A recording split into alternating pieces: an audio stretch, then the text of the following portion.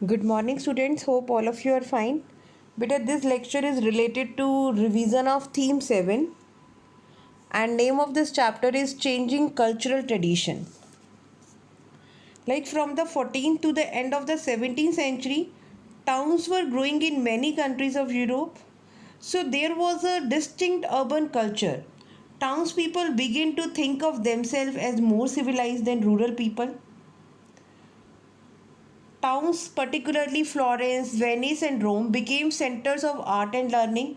Artists and writers, they were patronized by the rich and aristocratic, and the invention of printing at the same time made books and prints available to many people. So, a sense of history also developed in Europe. So, now people contrasted their modern world with the ancient one of the Greeks and Romans. Now, how was the revival of Italian cities? As we know, after the fall of the Western Roman Empire, many of the towns that had been political and cultural centers in Italy, they fell into ruin. So there was no unified government, and the Pope in Rome, who was sovereign in his own state, was not a strong political figure. So while Western Europe was being reshaped by feudal bonds, as we have read in previous chapter that now monarchy system and three orders. So Western Europe, it was unified under the feudal bonds and the Latin Church, and Eastern Europe under the Byzantine Empire. And Islam was creating a common civilization further west. But Italy was weak and fragmented. However, it was these very developments that helped in the revival of Italian culture.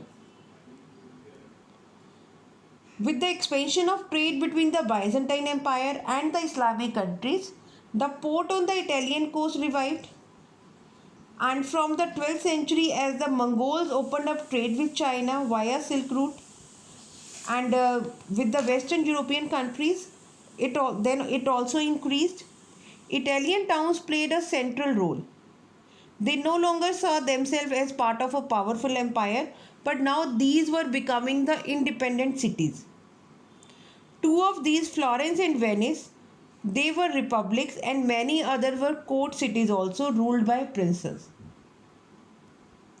The most vibrant cities was Venice, another was Genoa.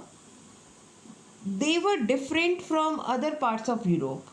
Here the clergy were not politically dominant, and nor there were the powerful feudal lords.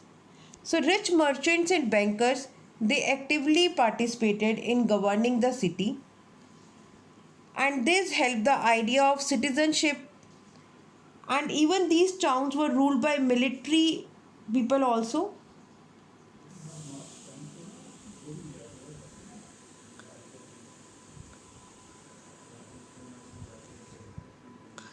Now the next thing is about the universities and humanism.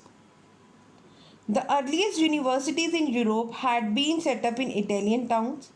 The universities of Padua and Bologna had been centers of legal studies from the 11th century. Commerce was the chief activity, and even there was the increasing demand for lawyers and notaries to write and interpret rules and written agreements. So, law was a popular subject of study, but now there was a shift from there. Antiquity was a distinctive civilization which could be best understood through the actual words of the ancient Greeks and Romans. So that is why now they stress the importance of a close reading of ancient authors.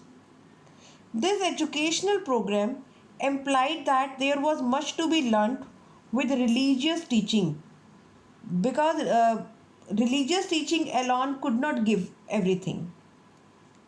So by the early 15th century, the term humanist, it was used for master who taught grammar, poetry, history and moral philosophy. The Latin word humanitas, from which humanities was derived, had been used many centuries ago by the Roman lawyer. These subjects were not drawn or connected with religion, but it just emphasized on the skill developed by individuals through discussion and debate. These revolutionary ideas attracted attention in many other universities, and this city had not made a mark as a center of trade or learning, but things changed dramatically. A city is known by its great citizens as much as by its wealth. So Florence had become to be known because of the Dante Alighieri, a layman who wrote on religious theme and an artist who painted lifelike portraits. And these portraits were very different from the stiff figures done by the earlier artist. So this way, the most exciting intellectual city in Italy was developed. And the term Renaissance man is often used to describe a person with many interests and skills, because many of the individuals who became well known, they were people of many parts. Now, what was the humanist view of history? Humanists thought that they were restoring true civilization after centuries of darkness. So, for they believed that a dark age had set a collapse of the Roman Empire. Now they just want to restore the true civilization. Later scholars unquestioningly assumed that a new age had begun in Europe from the 14th century, and the term Middle Ages and medieval period was used for the millennium after the fall of Rome. In the Middle Ages, the church had such complete control over men's mind that all the learning of the Greeks and Roman had been blotted out.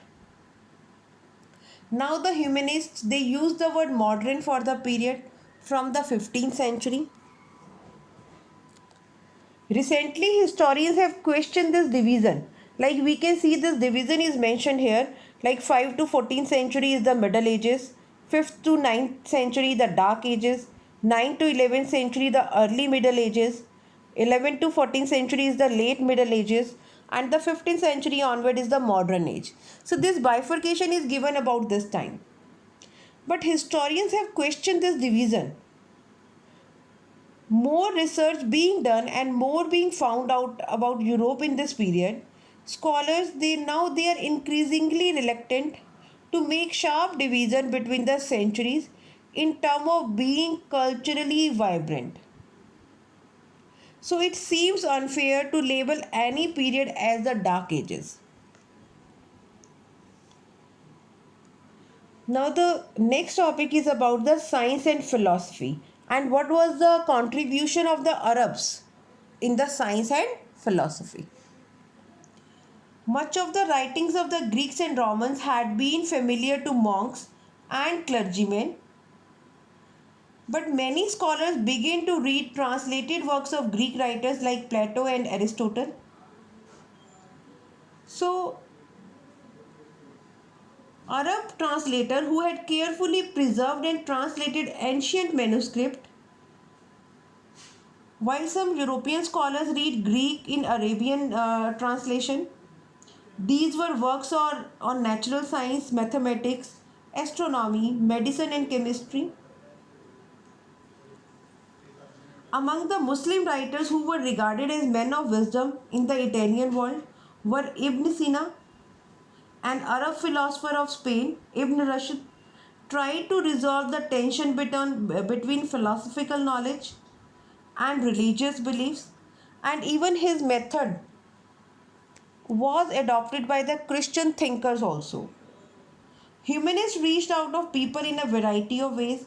Though the curricula and universities continued to be dominated by law, the main curriculum was related to the laws, medicine and theology.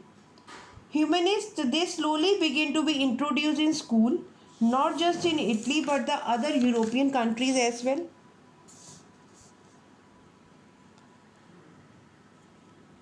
Now the next topic is about the artist and realism. Like the formal education was not the only way through which humanists shaped the minds of their age. Art, architecture, and books. They were wonderfully effective in transmitting humanist ideas. Artists were inspired by studying work of the past.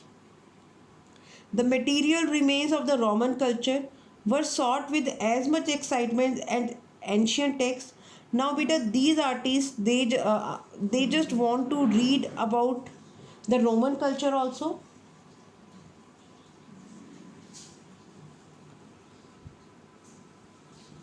1,000 years after the fall of Rome, fragments of arts were discovered in the ruins of ancient Rome and the other deserted cities, and their admiration for the figures of perfectly proportioned men and women sculpted so many centuries ago made Italian sculpture want to continue that tradition.